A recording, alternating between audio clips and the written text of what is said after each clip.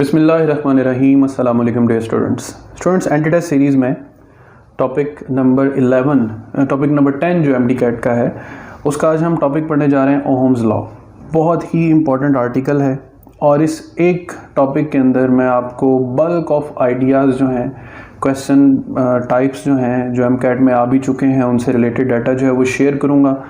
कोई भी पार्ट आपने इस लेक्चर का मिस नहीं करना, क्योंकि मेरा सारा लेक्चर डिफरेंट पार्ट्स पर मुश्तमिल होता है, तो हर पार्ट में आपको कोई ना कोई एक्स्ट्रा चीज़, कोई ना कोई इंपॉर्टेंट आइडिया जो है वो शेयर किया जाएगा। तो बहुत बेसिक से हम स्टार्ट करेंगे, ज़्यादा कॉम्प्लेक्स नहीं इसको करूँगा मैं, सिर्फ उस हद तक जितना आपको ये एमडी कैट स्कोप के लिए कारआमद आए। तो स्टूडेंट्स, ओहम्स लॉ, कोई भी कंडक्टर है, कंडक्टर क्या हो सकता है? जो मेटल हो, जो करंट को कंडक्ट कर सकता हो। इंसुलेटर्स वो मटेरियल्स होते हैं जो करंट को कंडक्ट नहीं करते। सो अगर एक कंडक्टर में से आप करंट पास करवाना चाहते हैं स्टूडेंट्स, तो करंट की मिसाल बिल्कुल पानी की जैसी है। अब पानी को अगर आपने फ्लो प्रोवाइड करना है तो आपको पंप चाहिए। जो बैटरी है ये पंप की एग्जांपल है। तो you need a battery of voltage V to make flow current I। So कितना करंट फ्लो करेगा ये डिपेंड करता है आपका पंप कितना स्ट्रांग है। So greater the pressure of the pump, greater will be the flow of water. Similarly greater will be the EMF of the battery, greater will be the current.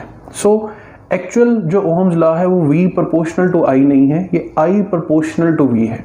ठीक है, जो flow है वो pump पे depend करता है, pump flow पे depend नहीं करता। So students, current proportional to V हो गया। अब प्रोपोर्शनलिटी खत्म करते हैं तो कांस्टेंट आता है। अब यहाँ पर जो कांस्टेंट है वो बेसिकली आता है कंडक्टेंस। तो current is equal to conductance time voltage. Current is equal to conductance time voltage. ये जो G है इसका क्या नाम रखना है? कंडक्टेंस। तो जहाँ भी G लिखा होगा स्टूडेंट्स, बात कंडक्टेंस की हो रही होगी। अब देखें यहाँ से अगर हम V दूसरी तरफ डिवाइड कर दें तो कंडक्टेंस की इक्वेशन बनती है I ओवर V। यानी अगर एक ग्राफ हो बिटवीन I एंड V, तो I है हमारे पास y एक्सिस के लॉन्ग, तो डेल y, या इसको हम डेल I भी लिख सकते हैं, चेंज अलॉन्ग y एक्सिस। और वोल्टेज है अलॉन्ग x एक्सिस, तो हम इसको डेल x भी लिख सकते हैं, यानी चेंज इन द वोल्टेज। तो परपेंडिकुलर ओवर बेस, यानी y component divided by x component, ये क्या बन रहा है? स्लोप बन रहा है। तो g equals to I over V, where g is proportional to the slope. Slope हम दूसरे मीनिंग्स में एंगल को भी कहते हैं। तो अगर I V ग्राफ ऐसे बनाओ, कैसे बनाओ? यानी I y एक्सिस पर हो और V x एक्सिस पर हो, तो फिर I और V, I ओवर V किसके इक्वल होता है? कंडक्टेंस के। तो स्टूडेंट्स, ये जो स्लोप यानी थीटा है, ठीक है, slope is proportional to G और you can say G is proportional to angle theta. ये बात एक याद रखनी है कि पूछा जाए what is the slope of I V graph, तो your answer should be conduction जो है, कंडक्टेंस जो है वो इसका आंसर होगा, रेजिस्टेंस इसका आंसर नहीं होगा। फिर G के जो यूनिट्स हैं वो MHO, यानी ओहम के यूनिट्स को उल्टा कर MHO या फिर साइमन बेस के यूनिट्स जो हैं वो यूज़ किए जाते हैं। अब आते हैं कि इस कंडक्टर के इक्वेशन में रेजिस्टेंस कहाँ से आती है। तो कंडक्टेंस का रेसिप्रोकल क्या होगा स्टूडेंट्स? 1 ओवर G होगा रेजिस्टेंस। अब हम R के लिए लिखते हैं 1 ओवर, अब G की वैल्यू क्या है? I ओवर V, जिसको सीधा कर दें तो ये बन जाएगा V ओवर I। अब यहाँ पर हमारे पास बनता है वोल्ट पर एम्पेयर, जबकि यहाँ पे क्या बन रहा था हमारे पास? Ampere over volt. तो वोल्ट पर ampere known as resistance, resistance का यूनिट ओम है, यानी वोल्ट पर एम्पेयर ओम के इक्वल, और इसको ग्रीक लेटर ओमेगा से शो करते हैं। अब देखें, resistance is equal to V over I, यानी ratio of voltage to current. अब रेजिस्टेंस क्या है, यहाँ पे थोड़ी सी डिस्कशन कर लें students. Conductors are made up of atoms. Atoms, और चूंकि सॉलिड होते हैं तो एटम्स आपस में टाइटली बाउंड होते हैं। अब जब करंट पास करता है किसी कंडक्टर में से, तो इलेक्ट्रॉन्स, बेसिकली इलेक्ट्रॉन्स की वजह से करंट है, तो वो एटम्स के साथ कोलाइड करते हैं। नाउ अगर टेम्परेचर बढ़ाएं तो कंडक्टर्स के एटम्स का एम्पलीट्यूड ऑफ वाइब्रेशन बढ़ेगा। अब फर्ज करें यहाँ से एक चीज़ गुजर रही है, बहुत वाइब्रेशन कम है तो वो चीज़ आराम से गुजर जाएगी, लेकिन अगर यहाँ पे वाइब्रेशन बढ़ जाएगी तो फिर इस चीज़ के टकराने के चांसेस बढ़ जाएंगे। सो रेजिस्टेंस क्या है? बेसिकली एटॉमिक कोलिजन की वजह से जो करंट के मैग्नीट्यूड में कमी आती है वो मेजर की जाती है in terms of resistance of the conductor. Resistor एक कंपोनेंट है जिसका सिंबल बहुत सिंपल सा है, ये आपने जिग जैग लाइन्स जो हैं वो लगानी है, इसको आर से डिनोट कर देते हैं हम। रेजिस्टर एक ऐसा कंपोनेंट है जो एनर्जी को सर्किट में सिर्फ डिसिपेट करता है, ये एनर्जी स्टोर नहीं कर सकता, और मोस्टली ये जो एनर्जी डिसिपेट करता है वो in the form of heat करता है। हर सर्किट में रेजिस्टेंस होती है, हर कंपोनेंट में रेजिस्टेंस होती है। अगर आप अपने घर के किसी भी कंपोनेंट की रेजिस्टेंस निकालना चाहते हैं तो आपके तमाम कंपोनेंट्स पे दो चीज़ें मेंशन हैं, एक वोल्टेज जो कि घरों में कितनी आती है 220 वोल्ट, और एक उस अप्लायंसेस की power, for example power of an energy saver is 20 watt. तो now you can find resistance by this relation R is equal to V square over P। ये रिलेशन आप जो है पावर जो है इलेक्ट्रिक सर्किट में FSC physics में उसमें पढ़ते भी हैं, ठीक है। तो हर कंपोनेंट की रेजिस्टेंस होती है। अब अगर हम ग्राफ बनाएं V और I के दरमियान, फ़र्क दोनों का फ़र्क देख लें। आई वी ग्राफ की स्लोप कंडक्टेंस है, वी आई ग्राफ की स्लोप रेजिस्टेंस है। ये लेकिन एक स्पेशल केस है। असल में पूरी बुक में जितने ग्राफ्स हैं स्टूडेंट्स वो आई वी की शेप में बने हुए हैं। अब तवज्जो से बात सुननी है। आई वी ग्राफ की स्लोप यानी एंगल ये डायरेक्टली प्रोपोर्शनल टू कंडक्टेंस है, तो ऑब्वियसली ये स्लोप इनवर्सली प्रोपोर्शनल टू क्या हो जाएगी, रेजिस्टेंस हो जाएगी। तो अगर आपसे पूछा जाए the inverse of the slope of I V graph is equal to, तो आंसर आएगा रेजिस्टेंस। और अगर सिंपली पूछा जाए the slope of I V graph is equal to, तो फिर इसका आंसर आएगा कंडक्टेंस। तो स्टूडेंट्स अगर एक ही ग्राफ में हमारे पास दो डिफरेंट कंडक्टर्स का वेरिएशनल ग्राफ हो कि वोल्टेज अप्लाई करने से उसमें करंट कैसे वेरी करता है, तो फर्ज करें ये दो अलग अलग कंडक्टर्स का ग्राफ है। अब आपसे पूछा जाए कि दोनों कंडक्टर्स में से किसकी कंडक्टेंस ज़्यादा है, या पूछा जाए दोनों में से किसकी रेजिस्टेंस ज़्यादा है, तो एक आसान सा ट्रिक है। जब हम बात कर चुके कि जो एंगल है वो प्रोपोर्शनल टू जी है, तो greater angle means greater G, smaller angles means smaller G. तो अब चूंकि conductance directly proportional to theta है स्टूडेंट्स, तो जिस कंडक्टर का ग्राफ एंगल ज़्यादा होगा यानी θ2 ग्रेटर देन θ1 है, तो it is obvious that conductance of conductor 2 is greater than conductance of conductor 1। यहाँ तक बात समझ आ गई। रेजिस्टेंस पे आ जाएं तो इसी को उल्टा दें। Resistance inversely related to theta है। Smaller theta will have greater resistance, greater theta will have smaller resistance. So very simple, अगर G2 greater than G1 है तो R1 greater than R2 होगा। ये आपने बेसिक आइडिया जहन में रखना है स्लोप से रिलेटेड। फिर चूंकि आई वी ग्राफ में थीटा इन्वॉल्व है और यहाँ पर हम स्लोप फाइंड कर रहे हैं, तो स्लोप होता है परपेंडिकुलर ओवर बेस। तो परपेंडिकुलर ओवर बेस किसको कहते हैं, टेन थीटा को। सो अगर आपके पास आई वी ग्राफ है और उस आई वी ग्राफ की आपने स्लोप फाइंड करनी है, तो फिर आप टेन थीटा फाइंड करें। यानी अगर आपको यहाँ पे एंगल दे दिया जाता है, फर्ज करें 30 डिग्री प्रोवाइड कर दिया जाता है, तो फिर आपसे कहा जाए कि what is the slope of the angle, तो टेन 30 डिग्री। ठीक है। अब यहाँ पे क्या हो सकता है स्टूडेंट्स, यहाँ पे आपको दो अलग अलग एंगल्स दिए जा सकते हैं, एक 30 डिग्री और लेट से एक दे दिया 60 डिग्री। अब आपसे कहा जाए कि दोनों कंडक्टर्स की स्लोप रेशो फाइंड करें या कि दोनों की कंडक्टेंस रेशो फाइंड करें, तो आप लिखेंगे G1 रेशो G2, यहाँ पे लिखेंगे tan 30, यहाँ पे लिखेंगे tan 60। अब tan 30 की वैल्यू होती है 1/√3, tan 60 होता है √3, तो 1/3 इसका आंसर आ जाएगा जब √3 उधर मल्टीप्लाई होगा। तो यहाँ से भी तो ऑब्वियस आ रहा है कि जो कंडक्टर 2 है, क्योंकि उसका एंगल ज़्यादा है तो उसकी कंडक्टेंस भी क्या आ रही है, ज़्यादा आ रही है। कंडक्टर 1 का एंगल कम है तो उसकी कंडक्टेंस भी क्या आ रही है, कम। सिमिलरली अगर रेजिस्टेंस रेशो पूछी जाए स्टूडेंट्स, तो फिर आप कॉट थीटा यूज़ करेंगे। और वो क्यों यूज़ करेंगे, क्योंकि रेजिस्टेंस इनवर्सली प्रोपोर्शनल टू क्या आ जाएगी, जी, या यूँ कह रहे हैं रेजिस्टेंस आ जाएगी inversely proportional to tan theta, तो 1/tan थीटा क्या होता है, कॉट थीटा। और भी आसान तरीका है, अगर कंडक्टेंस रेशो आपकी 1/3 आ रही है, तो ज़रा फटाफट अपना दिमाग इस्तेमाल करके बताएंगे रेजिस्टेंस रेशो क्या आएगी, वो आएगी 3/1, इन्वर्ट हो जाएगी। तो यहाँ तक ग्राफ्स को थोड़ा सा माइंड में एक्यूमुलेट करें अच्छी तरह, इनको अपने पास नोट करें और बार बार अपने आप को रिवाइज करवाएं कि आई वी ग्राफ की स्लोप कंडक्टेंस के प्रोपोर्शनल है और रेजिस्टेंस के इन्वर्सली प्रोपोर्शनल है। फिर ग्राफिकल एनालिसिस से ही हमें पता चल जाता है कि डिवाइसेस की दो टाइप्स हैं, एक ओहमिक डिवाइसेस और एक होती हैं non ohmic devices. Very simple, अगर किसी भी कंडक्टर का ग्राफ एक स्ट्रेट लाइन है या स्लोप कांस्टेंट है स्टूडेंट, तो वो एक ओहमिक डिवाइस कहलाएगी, यानी वो ओहम्स लॉ को ओबे करती है। ज़रूरी नहीं है दुनिया में सब कंडक्टर्स ओहम्स लॉ को हर कंडीशन में ओबे करते हों। ये लॉ सिर्फ एक स्पेशल कंडीशन में ओबे होता है कि अगर टेम्परेचर स्टैंडर्ड हो और वोल्टेज बहुत ज़्यादा हाई ना हो। तो नॉर्मल टेम्परेचर और वोल्टेजेस पर मेटल्स के ग्राफ स्ट्रेट लाइंस होते हैं, तो we can say that metals performs to be ohmic devices. Non ohmic device क्या है कि अगर कहीं भी कंडक्टर की स्लोप चेंज हो गई है, कम हो गई है, ज़्यादा हो गई है, तो ये ओहम लॉ को ओबे नहीं कर रहा, क्योंकि ओहम्स लॉ के according the slope of conductor at any point along the graph must remains constant. तो अगर एंगल कांस्टेंट है तो slope constant, it is the obeying of Ohm's law. अब नॉन ओहमिक में फिलामेंट है तो वो आगे जाके कर्व हो जाता है डाउनवर्ड, क्योंकि उसकी रेजिस्टेंस टेम्परेचर बढ़ने से बढ़ जाती। और सेमीकंडक्टर्स तो वैसे ही स्ट्रेट लाइन ग्राफ देते ही नहीं है ड्यू टू डिप्लीशन रीजन्स, उनके अंदर डायनेमिक रेजिस्टेंस होती है। वर्ड सोच लें, फिर सुन लें, ये है फिक्स रेजिस्टेंस।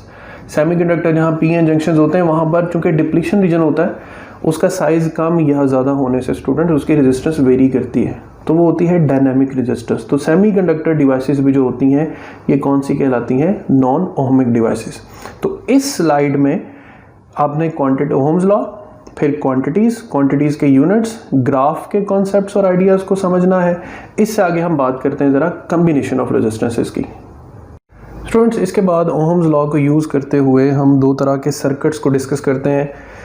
सीरीज़ और पैरेलल सर्किट्स को मैंने जो रेजिस्टर्स कम्बिनेशन है उसमें भी एक अच्छी तरह एक्सप्लेन किया हुआ है, लेकिन यहाँ पर कुछ चीज़ें और कनेक्ट करने के लिए सीरीज सर्किट वो होता है जहाँ पर एंड टू एंड, यानी एक रेजिस्टर एंड हो तो उसी से अगला रेजिस्टर स्टार्ट हो जाए, यूँ एक ही कंसेक्टिव पाथ हो करंट के फ्लो करने के लिए।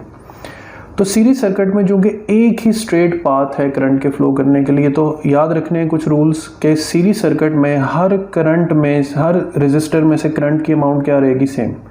वो रेजिस्टर्स इक्वल हों, वो रेजिस्टर्स बड़े छोटे हों, तमाम में से करंट की वैल्यू क्या रहेगी? सेम रहेगी। अब चूंकि सीरीज सर्किट में करंट को सेम रखना है तो वोल्टेजेस जो हैं वो डिवाइड होंगे। अब V वोल्टेज है तो R1 के अक्रॉस जो वोल्टेज अपीयर होगा वो V1 होगा, R2 के अक्रॉस जो वोल्टेज अपीयर होगा वो V2 होगा, by remembering the relation that V is equal to IR। कि अगर करंट सब में कांस्टेंट है स्टूडेंट्स तो voltage is directly proportional to the resistor.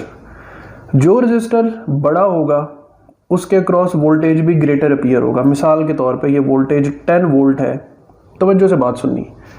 अगर ये दोनों रेजिस्टर्स इक्वल हैं तो वोल्टेज भी इक्वली डिवाइड होगा। अगर ये दोनों रेजिस्टर्स अनइक्वल हैं तो वोल्टेज भी अनइक्वली डिवाइड होगा।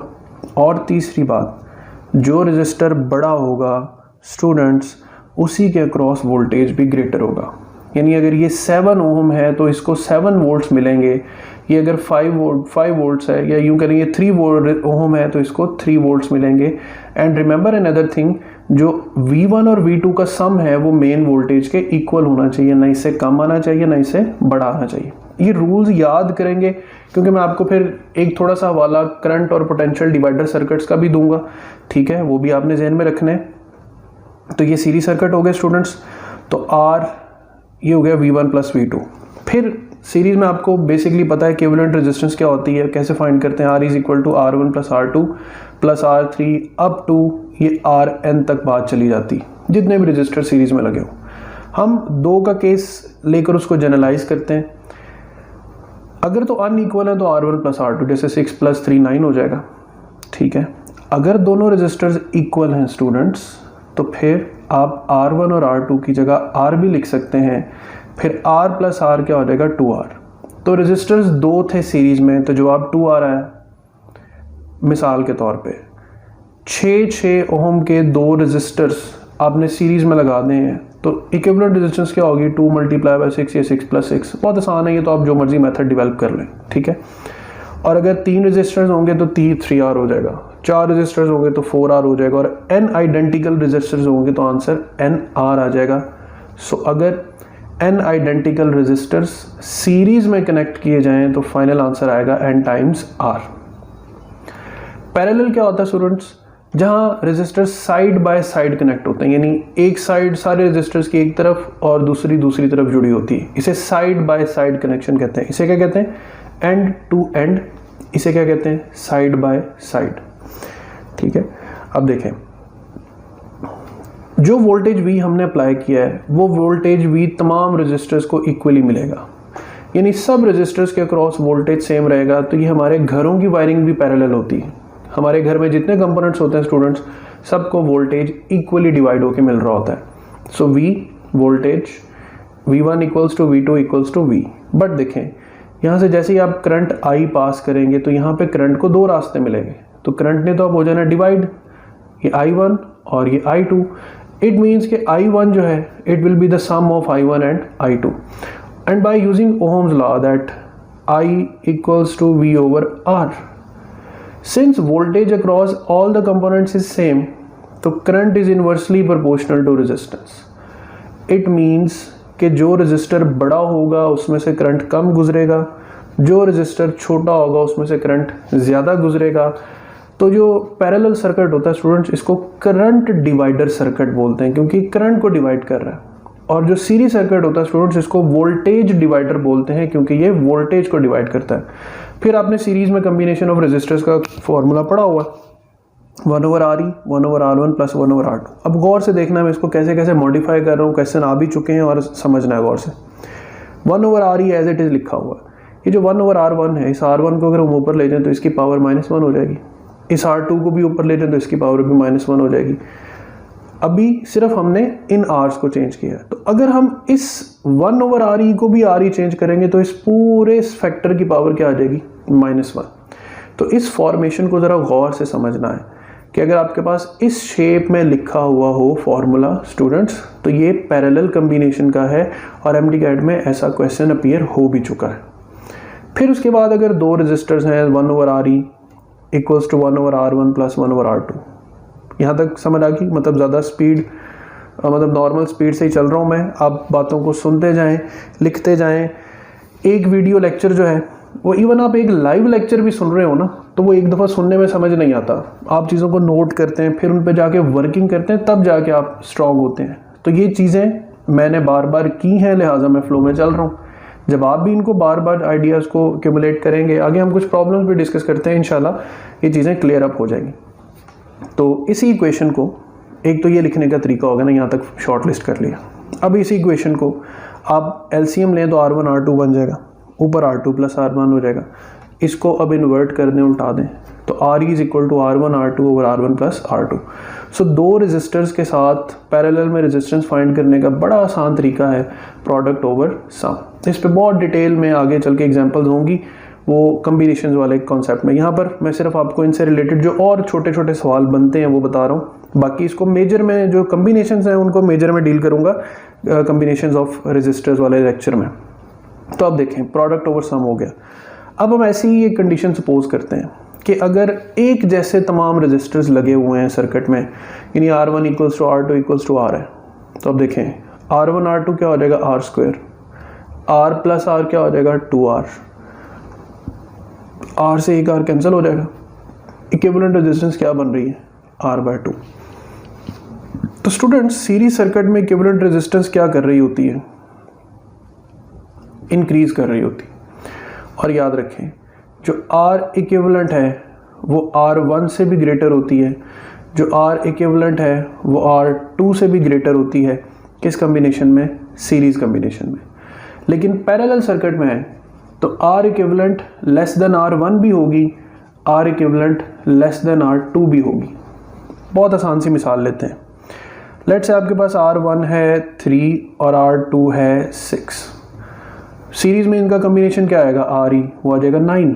अब 9 3 से भी ग्रेटर है और 9 6 से भी ग्रेटर है। यही 3 और 6 अगर पैरेलल में सपोज कर लें, 6 और 3, तो प्रोडक्ट लें 18 आ जाएगा, ठीक है। सम लें 9 आ जाएगा, 18/9 2 ओम इसका आंसर आएगा। फॉलो कर लिया यहाँ तक बात? नहीं की तो वीडियो रोक के इसको पहले खुद सॉल्व कर लें।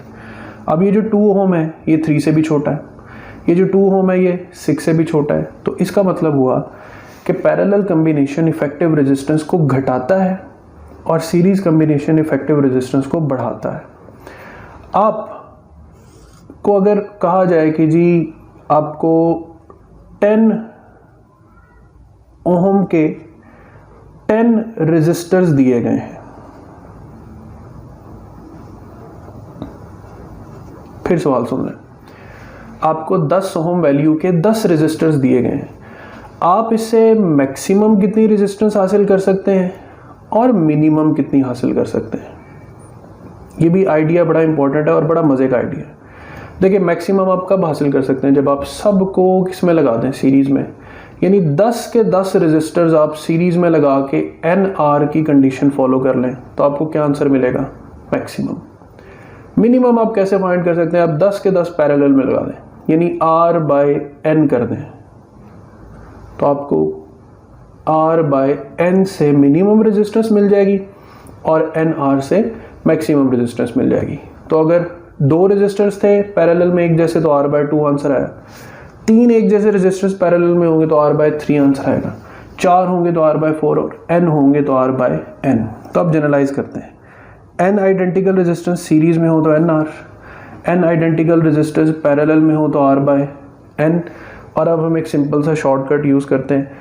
सवाल आ जाता है अगर कि N identical resistors first connected in parallel then in series then find the ratio.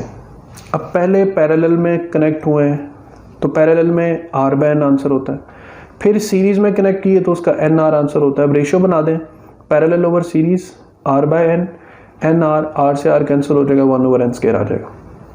अब 1/n² यूज़ कैसे होगा? मिसाल के तौर पे आपसे कहा जाए कि 5 आइडेंटिकल रेजिस्टर्स पहले पैरेलल में कनेक्ट किए गए, फिर सीरीज़ में कनेक्ट किए गए, तो बजाय उनकी रेशो क्या होगी? तो अभी हमने देखा उनकी रेशो 1/n² होगी। 1/n² ये 1/5² और 1/5² को आप 1:25 भी लिख सकते हैं। इसका मतलब है कि सीरीज़ कम्बिनेशन में उनकी रेजिस्टेंस 25 टाइम्स ग्रेटर होगी किससे? पैरेलल कम्बिनेशन से। तो ये छोटे छोटे आइडिया ज़रा जहन में रखें। अब मैं आपको थोड़ा सा ओवरव्यू देता हूँ करंट डिवाइडर और वोल्टेज डिवाइडर सर्किट का। स्टूडेंट्स अब पहले डिस्कस करते हैं वोल्टेज डिवाइडर सर्किट को। तो एक सीरीज सर्किट जो होता है ये कहलाता है वोल्टेज डिवाइडर सर्किट। अब इसमें फर्ज करें 2 रजिस्टर्स हैं सीरीज में R1 R2, main voltage V है तो इनके क्रॉस वोल्टेज डिवाइड होगा एज V1 एंड V2। अब ऐसे सर्किट को सॉल्व करने के कुछ सिंपल से रूल्स और तरतीब है। स्टेप नंबर 1 इसमें ये है स्टूडेंट्स कि आप सबसे पहले टोटल करंट फाइंड कर लें अगर ज़रूरत है तो। I is equal to total voltage over total resistance, तो V over R1 plus R2। यहाँ तक हो गया मेन करंट। फिर अकॉर्डिंग टू ओहम्स लॉ चूँकि करंट कांस्टेंट है तो V1 will be equal to IR1, V2 will be equal to IR2। ये 2 इक्वेशंस हो गई। अब आगे चलते हैं। V1 is equal to IR1, तवज्जो पूरी इधर रखनी है। V1 is equal to IR1, ये लिखा V1। I की value V over R1 plus R2 into R1, तो ये क्या बन गया? V1 is equal to IR1। अब R1 और V की पोजीशंस चेंज कर दें तो देखें हमें वोल्टेज डिवाइडर सर्किट से एक चीज़ मिली कि V1 is equal to R1 over R1 plus R2 into V। यानी हम करंट के जाने बगैर भी अब फाइंड कर सकते हैं कि V1 की वैल्यू क्या होगी, वो आगे एक एग्जांपल में डिस्कस करते हैं। तो R1 प्लस R2 क्या है? Equivalent resistance. तो this formula can be reduce like this कि V1 वोल्टेज कितना होगा, ये डिपेंड करता है R1 divided by sum into main voltage. Similarly V2 R2, ये I की वैल्यू, ठीक है। अब आपके माइंड में ये बैठ जानी चाहिए। R2 और V की पोजीशंस रिप्लेस कर दें ताकि रेजिस्टेंस रेशो बन जाए। अब V2 क्या है? R2 bye R1 plus R2। तो वोल्टेज डिवाइडर सर्किट्स याद रखना स्टूडेंट्स बहुत आसान है कि V1 के साथ R1 आएगा, V2 के साथ R2 आएगा, बाकी फैक्टर क्या है? सेम। तो V2 can be written R2 over equivalent resistance into V। अब मिसाल के तौर पे आपके पास एक रेजिस्टेंस है 5 ओम, एक है 15 ओम, तो क्या वोल्टेज अपीयर होगा 1 के क्रॉस, क्या वोल्टेज अपीयर होगा 2 के क्रॉस अगर मेन वोल्टेज 10 वोल्ट है? तो V1 अब फौरन अप्लाई करें, R1 over R1 plus R2 into 10, तो 5/20 इंटू 10, तो रेजिस्टेंस का कम्बिनेशन पहले अपने माइंड में सॉल्व कर लें। V2 फाइंड करना है तो R2 यानी 15 डिवाइडेड बाय टोटल 20 इंटू 10। तो स्टूडेंट्स ये दो फार्मूलाज हैं जो आप वोल्टेज डिवाइडर के तौर पे यूज़ कर सकते हैं।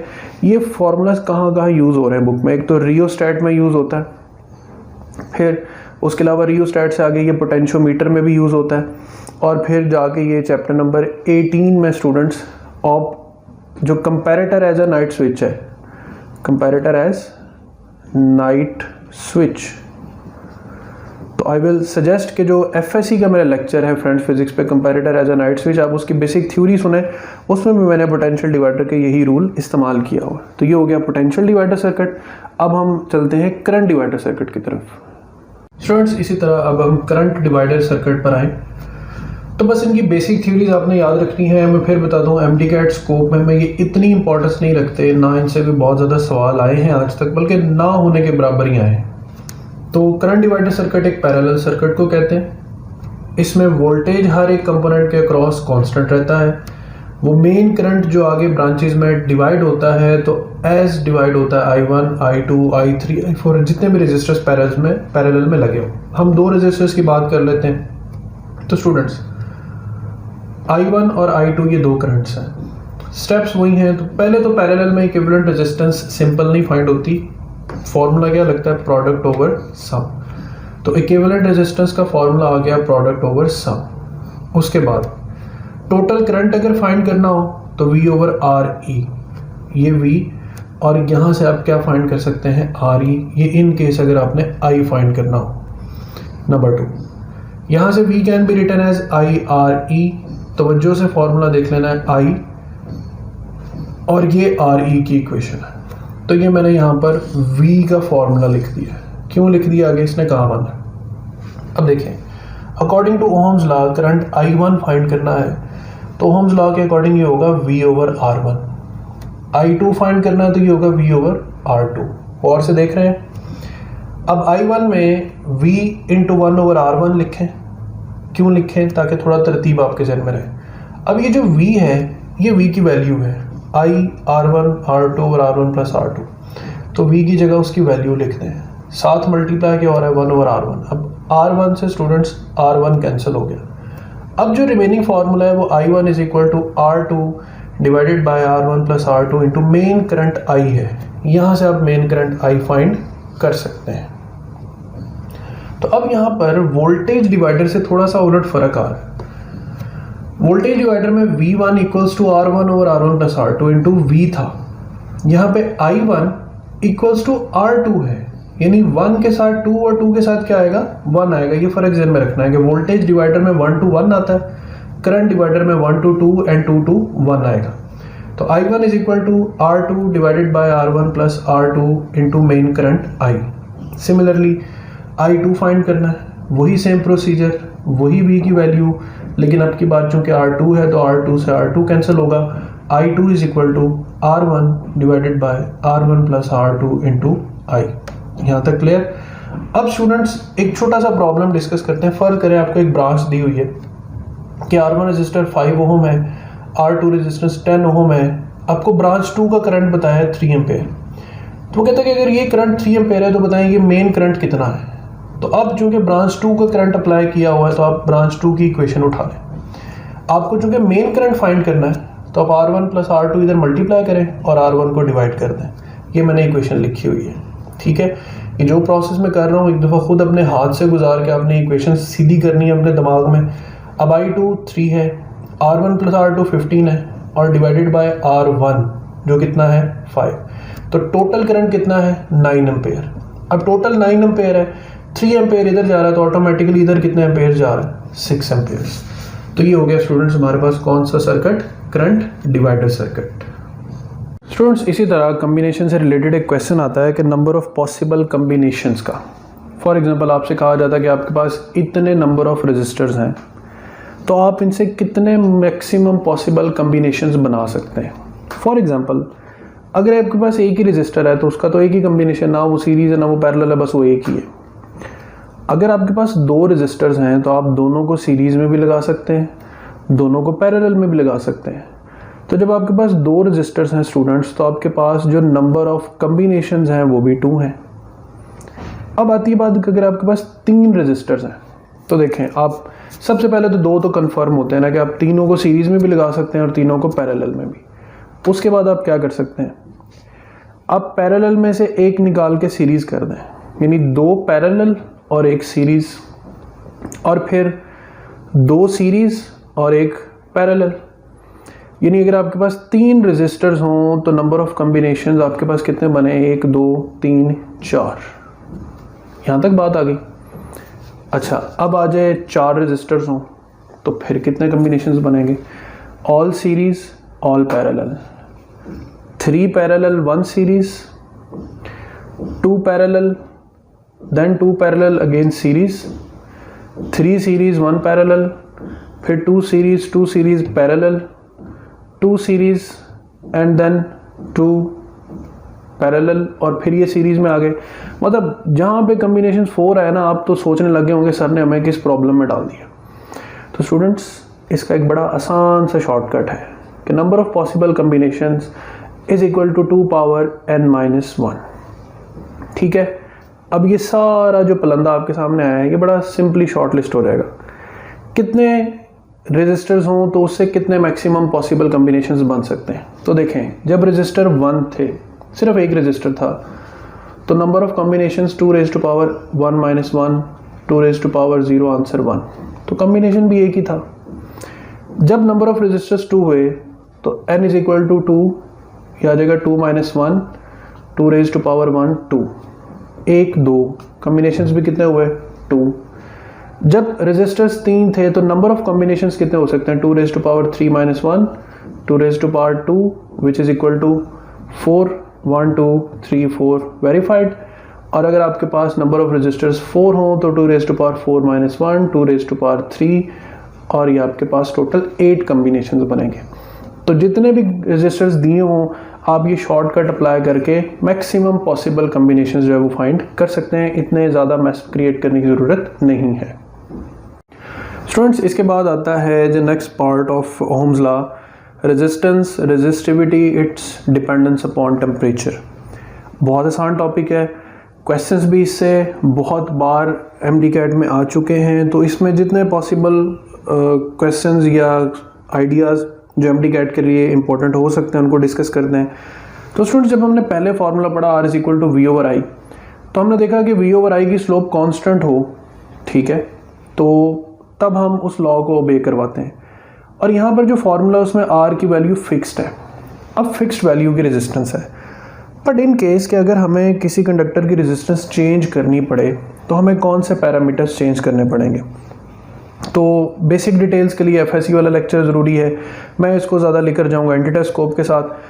तो मैथमेटिकली हम क्या कहते हैं कि अगर किसी कंडक्टर की लेंथ बढ़ती चली जाए तो उसकी रेजिस्टेंस बढ़ती चली जाएगी, तो resistance is directly proportional to length. अगर किसी कंडक्टर का एरिया ऑफ क्रॉस सेक्शन बढ़ता चला जाए तो उसकी रेजिस्टेंस कम होती चली जाएगी, यानी रेजिस्टेंस और एरिया का रिलेशन इनवर्स है। अब दोनों प्रोपोर्शनैलिटीज इकट्ठी कर लें तो R is equal to constant L over A, और ये कांस्टेंट कहलाता है रेजिस्टिविटी, जिसका यूनिट RA ओवर L है और बनता है ओम मीटर। रेजिस्टिविटी का रेसिप्रोकल होता है कंडक्टिविटी, जिसका यूनिट ओम मीटर का इन्वर्स भी लिख सकते हैं आप, और MHO पर मीटर भी लिख सकते हैं। ठीक है, ये होगी क्वांटिटीज़। अब यहाँ तक 4 क्वांटिटीज़ हो गई, रेजिस्टेंस, कंडक्टेंस, रेजिस्टिविटी, कंडक्टिविटी। आपने क्या करना है, चारों क्वांटिटीज़ को लिखना है और चारों के जो यूनिट्स हैं वो लिख के एक तरतीब से रख लेने। अब ये जो रेजिस्टेंस है और रेजिस्टिविटी है, इसमें बेसिक डिफरेंस क्या होता है। रेजिस्टिविटी हम resistance of metre cube of a wire भी कहते हैं। ये छोटी सी डेफिनेशन इसके लिख लें, resistance of metre cube of a wire. अब रेजिस्टेंस और रेजिस्टिविटी पे आए तो मैं 2 वर्ड्स बोलने लगा, उनको ज़रा गौर से सुनना है। स्टूडेंट्स फिजिक्स में 2 तरह की प्रॉपर्टीज़ होती हैं ये मटेरियल्स की, एक होती हैं इंटेंसिव प्रॉपर्टीज़, एक होती हैं एक्सटेंसिव प्रॉपर्टीज़। ठीक है, इंटेंसिव प्रॉपर्टीज़ जो होती हैं वो होती हैं जिन्हें डायमेंशंस ऑफ सिस्टम से फ़र्क नहीं पड़ता।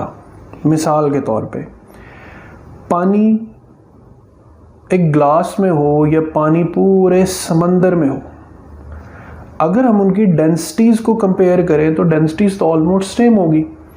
इसका मतलब है कि डेंसिटी को पानी के स्पेस से फ़र्क नहीं पड़ रहा, यानी डेंसिटी को इससे फ़र्क नहीं पड़ता कि पानी ग्लास में है या पानी समंदर में है, डेंसिटी विल रिमेन सेम। लेकिन अगर हम बात करें कि mass of water in glass and mass of water in ocean, तो फिर तो ज़मीन आसमान का फ़र्क है। तो अब रेजिस्टिविटी जो डेंसिटी है स्टूडेंट्स पानी की, वो कहलाएगी पानी की इंटेंसिव प्रॉपर्टी, वो प्रॉपर्टी जो लेंथ से एरिया से डिपेंडेंट नहीं होती। जबकि दूसरी तरफ मास को हम कहेंगे एक्सटेंसिव प्रॉपर्टी, वो प्रॉपर्टी जो डायमेंशंस के बदलते ही यानी लेंथ और एरिया के बदलते ही चेंज हो जाती है। सो रेजिस्टेंस और रेजिस्टिविटी में भी सेम यही फ़र्क है। रेजिस्टेंस एक एक्सटेंसिव प्रॉपर्टी है और रेजिस्टिविटी एक इंटेंसिव प्रॉपर्टी है। Depend upon resistance resistivity, nature dependent होती हैं, दोनों होती हैं, टेम्परेचर डिपेंडेंट होते हैं, दोनों होते हैं। बट लेंथ एरिया या एक चीज़ वर्ड यूज़ होता है डायमेंशंस, जहाँ word dimensions of wire use हो तो इसका मतलब है या उसका लेंथ चेंज कर रहे हैं या उसका एरिया चेंज कर रहे हैं। तो डायमेंशंस की बात हो तो रेजिस्टेंस डायमेंशंस पे डिपेंड करती है, क्योंकि इसी से तो हमने प्रूव किया। बट रेजिस्टिविटी डायमेंशंस पे डिपेंड नहीं करती। यानी अगर आपके पास 100 डिफरेंट डायमेंशंस की कॉपर वायर्स हैं तो उन सब की रेजिस्टिविटी सेम होगी, मगर ज़रूरी नहीं है कि उनकी रेजिस्टेंस भी सेम हो। क्यों? क्योंकि वायर्स का मटेरियल सेम है, वायर्स की नेचर सेम है।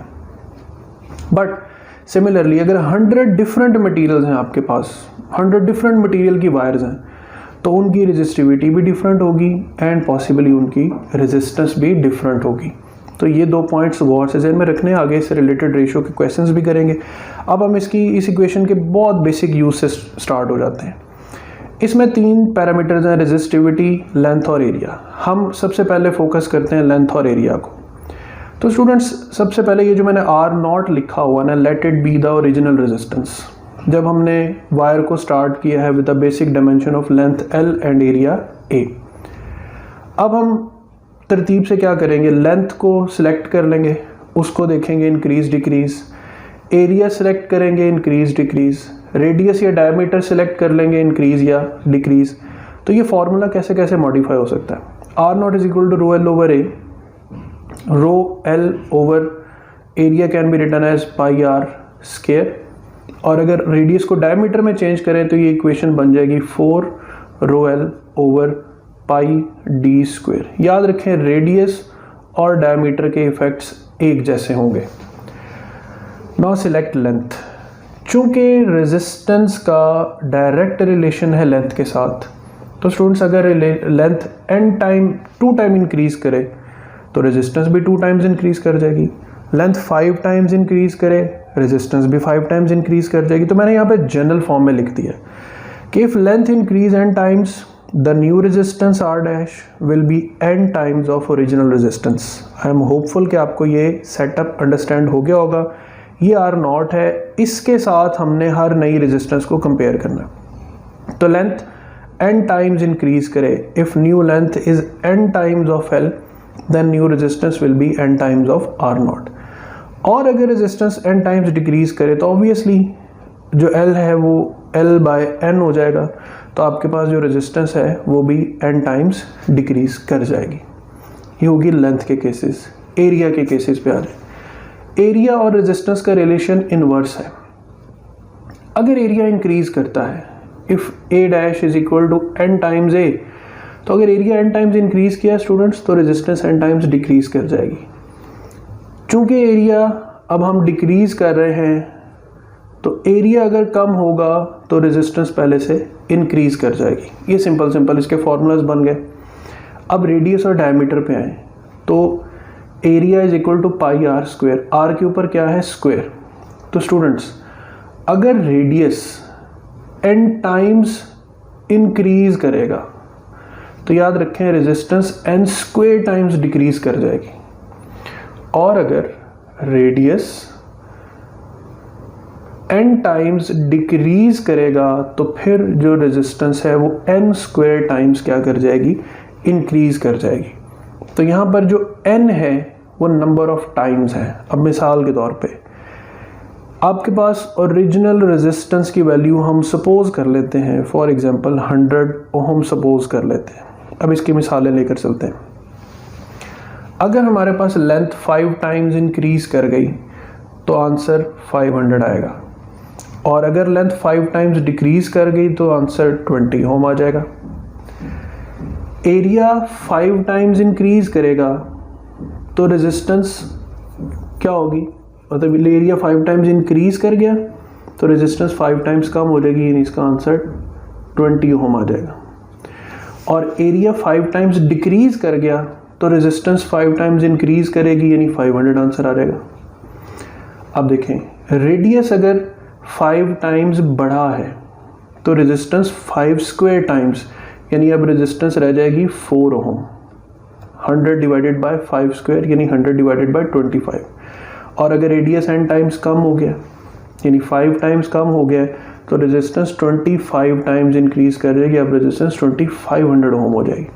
तो students that's how you can use these relations. अब आगे बढ़ते हैं इसी सिचुएशन में। स्टूडेंट्स इसी तरह वायर्स के केस में दो केसेस आते हैं कि अगर एक वायर को n टाइम्स स्ट्रेच किया जाए। पिछली जो स्लाइड थी उसमें था कि लेंथ सिंपली इंक्रीज हो या डिक्रीज हो। अब ऐसा है कि स्ट्रेच करके लेंथ को इंक्रीज करना है। तो एक मिसाल लेते हैं। फ़र्ज़ करें एक वायर जिसका एरिया A है और जिसकी लेंथ L है। अब आप इसको दोनों एंड से पकड़ते हैं और स्ट्रेच करके खींचते हैं। तो स्ट्रेच करेंगे तो लेंथ तो बढ़ेगी, लेकिन उसका जो एरिया है वो भी पहले से कम हो जाएगा।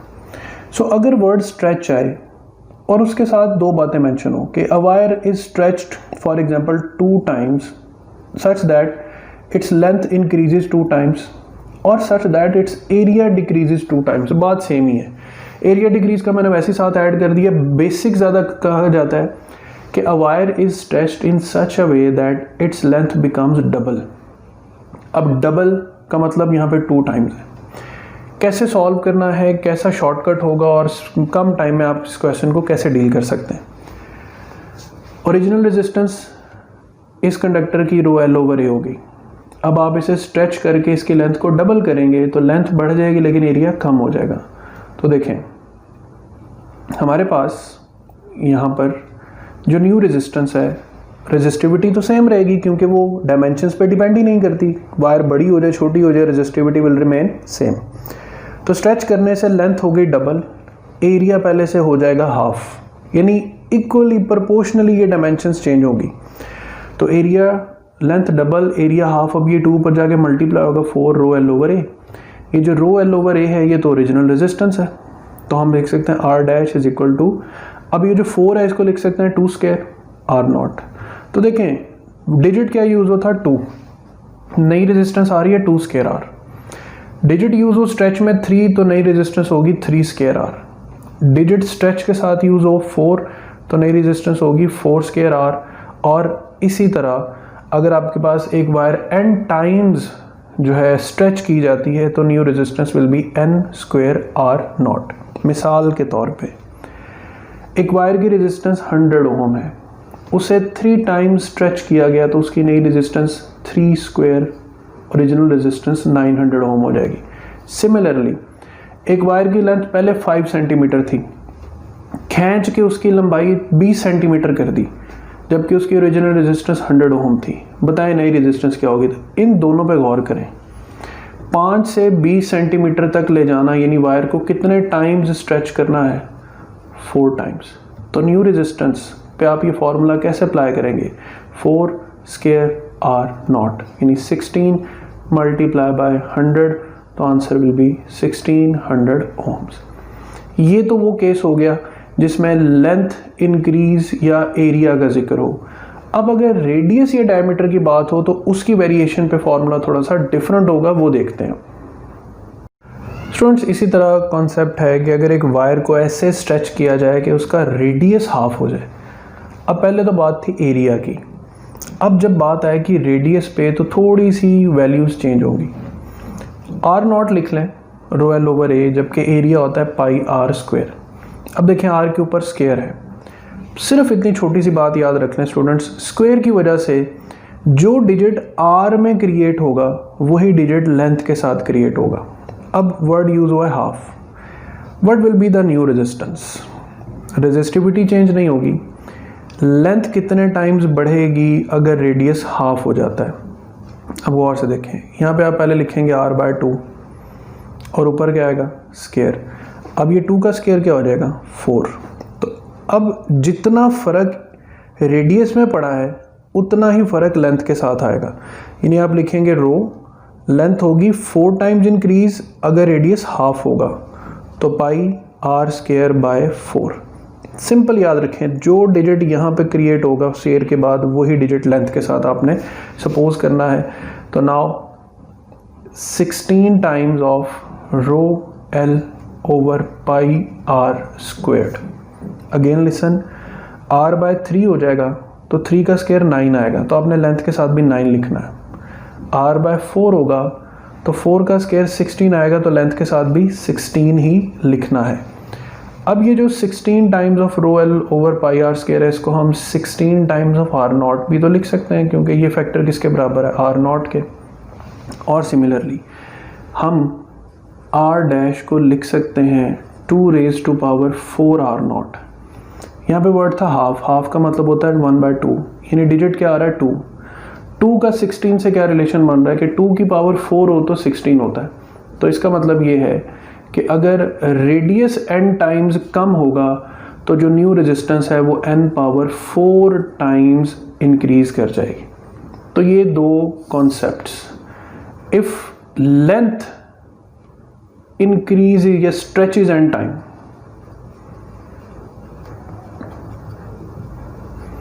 तो फिर आपने r dash is equal to n square R naught use करना है। और अगर रेडियस स्ट्रेच करने के बाद रिड्यूस n टाइम्स आ जाए, ठीक है, आवाज़ के साथ चलना है, अगर वर्ड पूरा नहीं भी लिखा हुआ तो r dash is equal to n power 4 R naught. ये इस तरीके से आ जाएगी बात। यहाँ तक क्लियर? अब आगे बढ़ते हैं स्टूडेंट्स। इसी तरह पहले तो हमने स्ट्रेच केस पढ़े, अब दो मिलते जुलते केसेस। क्वेश्चन आ जाए कि एक वायर है जिसकी लेंथ L और एरिया A है। आपने अगर उस वायर के मटेरियल को मेल्ट कर दिया है, ठीक है, मेल्ट कर दिया फॉर एग्जांपल। अब मेल्ट कर दिया और फिर उसको आपने रिकंस्ट्रक्ट किया, लेकिन ऐसे रिकंस्ट्रक्ट किया कि अब उसकी लेंथ पहले से हाफ है। तो देखिए मटेरियल तो पूरा यूटिलाइज होगा। अगर आप उसकी लेंथ को पहले से हाफ कर देंगे तो ऑब्वियसली उसका जो बाकी मटेरियल है वो उसके एरिया में कंज्यूम हो जाएगा। तो मटेरियल यहाँ से नहीं निकालना, पूरी लेंथ को पहले मेल्ट करना। ये मेल्ट फॉर एग्जांपल कर दिया आपने, उसके बाद उसको रिकंस्ट्रक्ट करना है ऐसे कि अब उस वायर की जो लंबाई है वो पहले से हाफ है। तो खुद इमेजिन करें कि आपके पास अगर लेंथ पहले से हाफ हो जाएगी तो वायर जो है वो थिक हो जाएगी थोड़ी सी, तो लेंथ हाफ होने से एरिया डबल हो जाएगा, ठीक है। तो ओरिजिनल रेजिस्टेंस अगर रो एल ओवर ए है तो नई रेजिस्टेंस क्या होगी, length half area double, factor 1 by 4 rho L over A original resistance.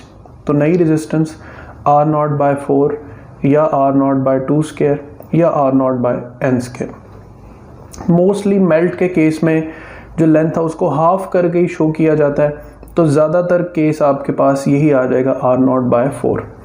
तो अगर एक पूरी वायर जिसकी रेजिस्टेंस फॉर एग्जांपल 100 ओम है, अगर उसे मेल्ट करके रिकंस्ट्रक्ट किया गया है हाफ ऑफ इट्स लेंथ तक, तो उसकी नई रेजिस्टेंस 100 बाय 4 यानी कितनी रह जाएगी 25 ओम्स।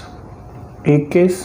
दूसरा, फिर एक वर्ड यूज होता है कि अगर एक वायर को n इक्वल पार्ट्स में कट किया गया और उन पार्ट्स को फिर आपस में बंडल्ड कर दिया गया या आपस में पैरेलल में जोड़ दिया गया। बंडल्ड का वर्ड भी यूज होता है। एंड द वायर्स यानी wires for example a wire of length L is cut into 5 equal parts and the parts are bundled together का वर्ड भी यूज होता है। and all the parts are connected in parallel।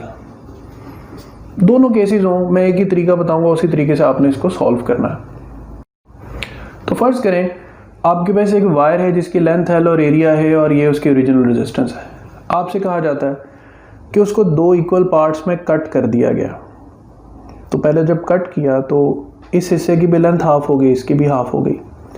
फिर उनको bundled कर दिया गया या आपस में पैरेलल जोड़ दिया गया। अब देखें लेंथ तो L/2 ही कंसीडर होगी इस हिस्से की, लेकिन दो वायर्स को इकट्ठा जोड़ने से अगर एक का एरिया A था तो अब कलेक्टिवली इनका एरिया क्या कहलाएगा, 2A।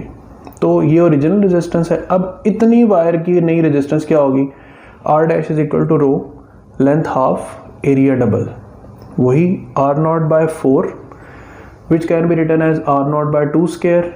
और अगर आप कह दें कि एक वायर को n इक्वल पार्ट्स में डिवाइड किया गया और फिर उन सब पार्ट्स को आपस में बंडल्ड कर दिया गया, तो बताएं अब उस वायर की रेजिस्टेंस क्या होगी। The answer is R0/n square.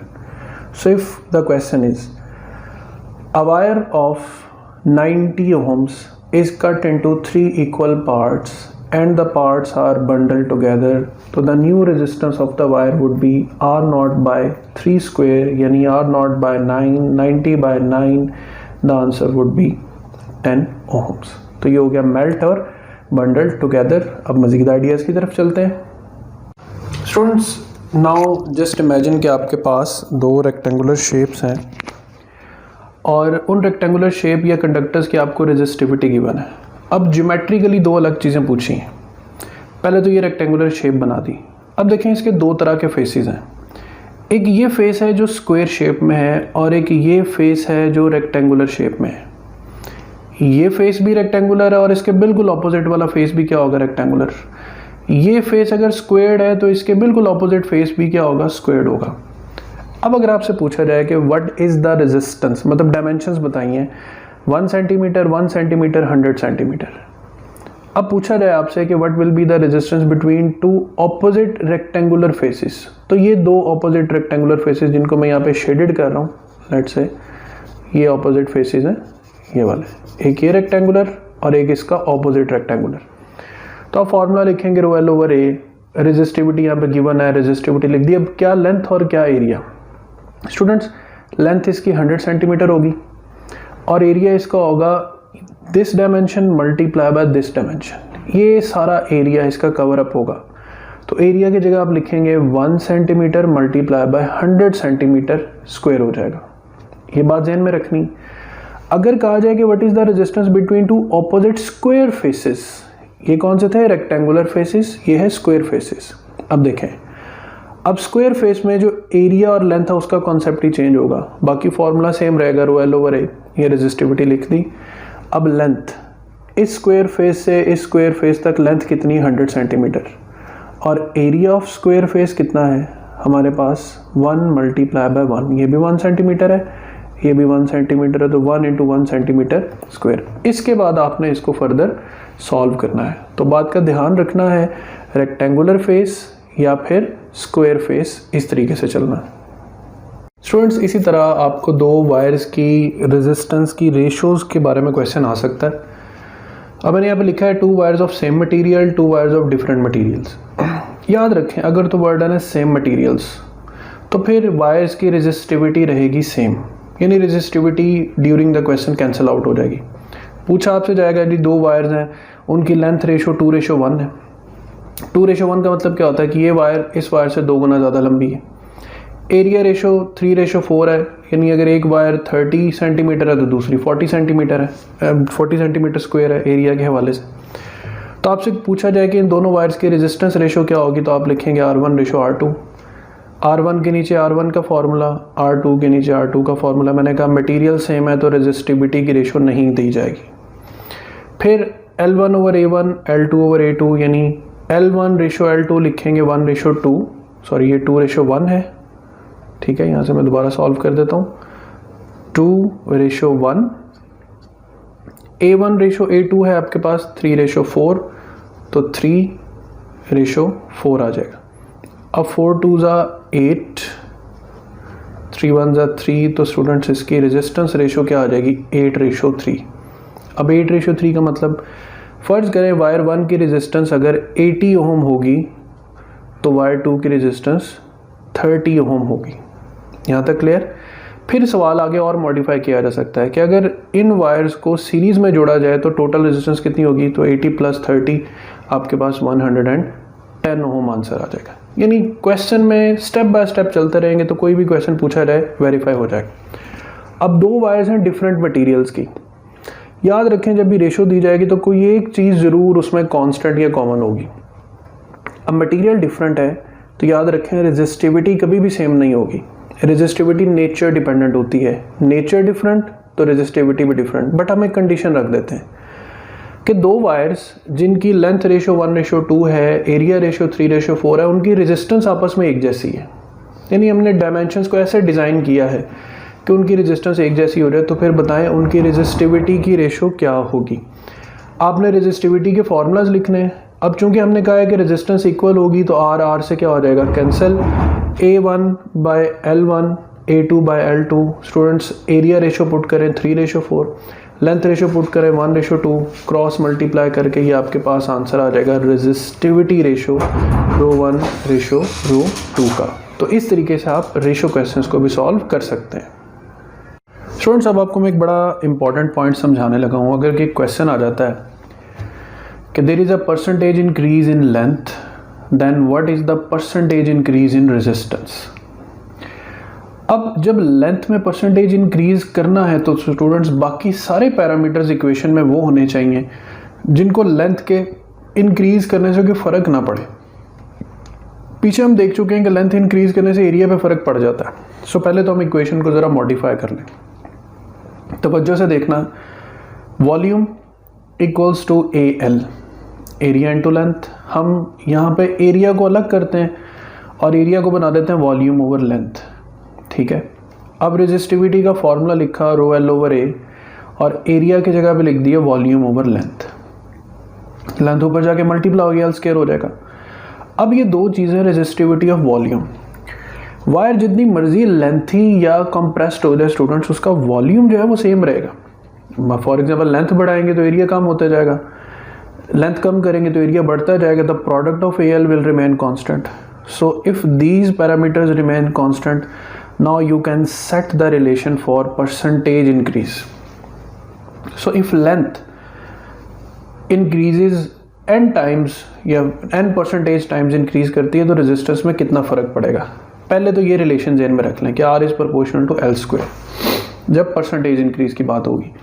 अब ये जो परसेंटेज इंक्रीज है इसके 2 फार्मूलाज हैं और 2 कंडीशंस हैं, और ये कंडीशन बड़ी जगहों पे आप इस्तेमाल कर सकते हैं। ये इंतहाई इंपॉर्टेंट शॉर्टकट्स बता रहा हूँ मैं आपको। कुछ परसेंटेज इंक्रीज होते हैं जो लेस देन 10% और इवन लेस देन 5% की भी कई जगहों पे कंडीशन आती है।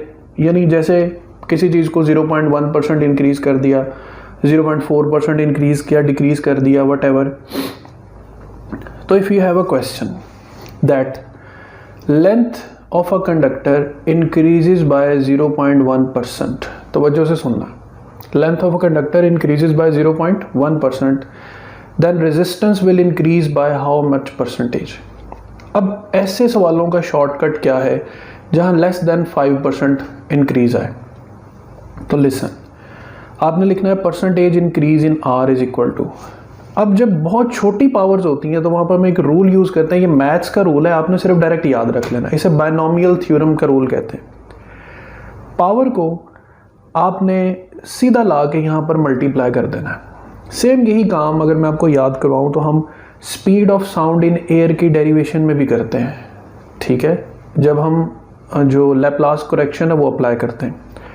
तो पावर को आपने मल्टीप्लाई कर देना है लेंथ के साथ अगर परसेंटेज चेंजेस बहुत ज़्यादा स्मॉल है। सो अब देखें, मैंने लिखा कि percentage increase in R is equal to, ये 2 आपने इधर मल्टीप्लाई किया और साथ लिख देना है वो परसेंटेज जो लेंथ में इंक्रीज आया। तो 2 टाइम्स ऑफ लेंथ में कितना आएगा 0.1%, तो रेजिस्टेंस में आएगा 0.2%। लेंथ में आ जाए 0.2%, तो इसको भी फिर 2 से मल्टीप्लाई कर देना, तो रेजिस्टेंस में कितना आ जाएगा 0.4%। तो ये इन केस कि अगर लेंथ में इंक्रीज आपके पास लेस देन 5% हो। अब अगर आपके पास लेंथ में इंक्रीज इक्वल टू 10% और ग्रेटर देन 10% हो तो आप क्या करेंगे, तब फॉर्मूला चेंज हो जाएगा। फॉर एग्जाम्पल आपसे कहा जाता है कि length of a conductor increased by 10%, तो what will be the percentage increase in length. अब इसका मैं शॉर्टकट आपको बता रहा हूँ। सेम यही शॉर्टकट मैंने आपको पहले भी बताया एनर्जी मोमेंटम रिलेशन के जब मैंने क्वेश्चंस प्रैक्टिस करवाए थे तो उसमें मैंने आपको ये परसेंटेज शॉर्टकट बताया था कि चूंकि energy proportional to P square होती तो आप ये शॉर्टकट यूज़ कर सकते हैं। यहाँ पर इसी शेप में R proportional to L square है, तो percentage increase in R is equal to 1 plus N square minus 1 into 100%। ये इसको रट्टा मार लें, ठीक हो गया। अब इसे यूज़ कैसे करना है, ये n क्या चीज़ है। देखिए ये जो 10% है इसको हम 10 ओवर 100 लिख सकते हैं, तो 0.1 ये हमारे पास n की वैल्यू है। 20% का मतलब 0.2 है, तो अब मैं यूज़ करूँगा इसको रिलेशन 1 प्लस n की जगह लिखूँगा 0.1 स्क्वायर माइनस 1 इंटू 100%। ये हो जाएगा 1.1। 1.1 का स्क्वायर होता है 1.21 minus 1 square into 100%। 1.21 minus 1 0.21 into 100%, तो answer comes out to be 21%। तो अब पूरा मिला के पढ़ें। अगर लेंथ में इंक्रीज आया 10% बच्चों, तो रेजिस्टेंस में इंक्रीज आएगा 21%। अगर लेंथ में इंक्रीज आया 20% तो रेजिस्टेंस में आएगा अप्रॉक्सीमेटली 44%। 30% इंक्रीज आया तो ये तकरीबन 69% हो जाएगा, एंड सो ऑन। तो इस तरीके से आप फाइंड कर सकते हैं परसेंटेज इंक्रीजेस। अब यहाँ पर एक छोटी सी बात स्टूडेंट्स, इसी तरह इस केस में अगर फ़र्ज़ करें आपको यूँ केस दिया जाए कि रेजिस्टेंस एक कंडक्टर की 10 ओम है, उसकी लेंथ अगर 10% इंक्रीज़ करेगी तो उसकी नई रेजिस्टेंस की वैल्यू क्या हो जाएगी। पहले तो वैल्यू 10 ओम है, परसेंटेज इंक्रीज उसमें किया 10% लेंथ में, अब नई रेजिस्टेंस क्या होगी। तो अभी आपने देखा कि 10% लेंथ इंक्रीज हो तो रेजिस्टेंस में कितने परसेंट इंक्रीज आता है, 21%। तो रेजिस्टेंस पहली वैल्यू से 21% ज़्यादा हो जाएगी, लिहाजा हम नई रेजिस्टेंस को लिख सकते हैं कि 10 ओम प्लस 21% ऑफ 10 ओम। तो 10 ओम प्लस 21% ऑफ 10 ये 2.1 हो जाएगा। अप्रॉक्सीमेट आंसर आपके पास कितना आ जाएगा, 12.1 ओम। तो that's how you can accumulate the percentage changes. अब लास्ट में बस हम थोड़ा सा एक व्यू देखेंगे कि जो टेम्परेचर कोफिशिएंट ऑफ रेजिस्टेंस या टेम्परेचर वेरिएशन है, और इसके बाद हमारा ओम्स लॉ जो है वो कंप्लीट हो जाएगा। और लास्ट में स्टूडेंट्स अब हम टेम्परेचर वेरिएशन इंपॉर्टेंट फैक्टर है। टेम्परेचर रेजिस्टिविटी दोनों को इफेक्ट है। Number 1 number alpha temperature of resistance, इसका यूनिट पर डी जा सकता है, फ़ारेनहाइट भी और पर भी, यूनिट बता पर केल्विन। इसी रिलेशन को यूज करते हुए हम R T resistance at T degree Celsius की इक्वेशन बना सकते हैं। R naught 1 plus alpha T, where R naught could the at 0 degree Celsius. और अगर ये किसी टेम्परेचर पर हो तो इनिशियल टेम्परेचर जैसे इनिशियल 50 है तो R naught will be resistance at 50 Celsius. Same इसी तरह रेजिस्टेंस की इक्वेशन बना ली। अल्फा करें, टेम्परेचर कोफिशिएंट ऑफ रेजिस्टेंस है, इसकी दो नेचर्स होती हैं, PTC and NTC. Temperature coefficient materials जिनकी रेजिस्टेंस बढ़ने से बढ़ती है उन्हें पीटीसी पॉजिटिव टेम्परेचर कोफिशिएंट कहा जाता है। स्टेंटन magnet metal nichrome. Temperature coefficient of resistance है, इसकी दो नेचर्स होती हैं, PTC and NTC. Temperature coefficient materials जिनकी रेजिस्टेंस बढ़ने से बढ़ती है उन्हें पीटीसी पॉजिटिव टेम्परेचर कोफिशिएंट कहा जाता है। स्टेंटन मैग्नेट मेटल नाइक्रोम सारे पॉजिटिव टेम्परेचर कोफिशिएंट्स वाले मटेरियल। नेगेटिव टेम्परेचर कोफिशिएंट वो मटेरियल का टेम्परेचर बढ़ाएं तो रेजिस्टेंस करना शुरू हो जाए। कुछ फेमस मटेरियल सेमीटर्स हैं, गैस और इलेक्ट्रोड्स हैं।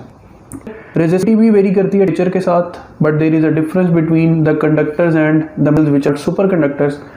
कंडक्टर्स की रेजिस्टिविटी टेम्परेचर कम होने के साथ लीनियरली नहीं करती, फिर किसी पे जाके टिक जाए। कि सुपर कंडक्टर मटेरियल्स हैं रेजिस्टिविटी किसी एक टेम्परेचर पे जब क्या हो जाती है, जीरो। ये सुपर कंडक्टर्स के बारे में आप मजीद नंबर 7 पढ़ें। और सेमीकंडक्टर्स की रेजिस्टिविटी और टेम्परेचर का तो ये इन्वर्शन ग्राफ आ जाए, ये आपने ध्यान में रख लिए। फिर एक क्वेश्चन करूँ ताकि आपको क्वेश्चन सॉल्व में सबसे कहा है कि एक वायर 50 डिग्री पे रेजिस्टेंस ओम है, 100 डिग्री पे ओम हो जाए। ये सुपर कंडक्टर्स के बारे में आप मजीद नंबर 7 पढ़ें। और सेमीकंडक्टर्स की रेजिस्टिविटी और टेम्परेचर का तो ये इन्वर्शन ग्राफ आ जाए, ये आपने ध्यान में रख लिए।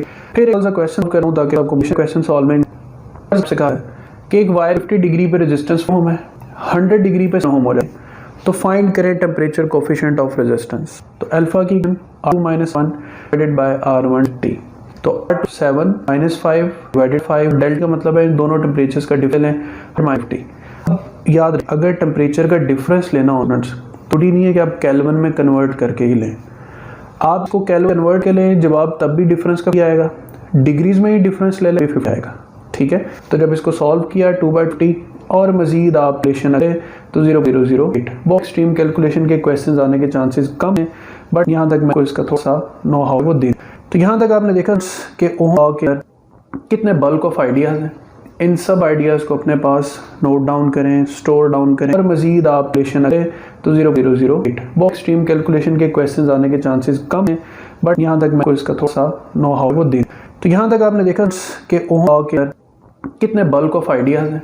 इन सब आइडियाज़ को अपने पास नोट डाउन करें, स्टोर डाउन करें और इनको बार बार डिफरेंट असाइनमेंट से डिफरेंट क्वेश्चंस को प्रैक्टिस करें। इंशाल्लाह अगले लेक्चर में जल्द हाजिर होंगे। अपना ख्याल रखिएगा, अल्लाह हाफिज़। इंशाल्लाह अगले लेक्चर में जल्द हाजिर होंगे। अपना ख्याल रखिएगा, अल्लाह हाफिज़।